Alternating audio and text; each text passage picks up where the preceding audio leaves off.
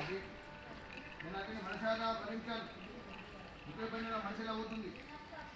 రాజులు కానీ పండితులు కానీ అతని ఒక మాటలో ఉండాలి. నేను అతన్ని వధించాను.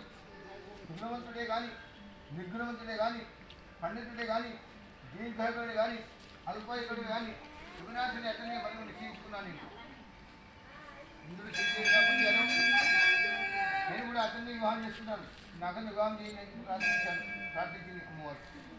నాడు చెప్పాడు, ఓ రాజా ధైర్యంగా భావించకండి, స్థిరబుద్ధి గల శాంతికి సత్యంతోనే వివాహం చేయండి, లేదా ఆమె వివాహం చేసుకోవడం కన్యగా ఉండిపోతుంది అని చెప్పి చెప్పాడు.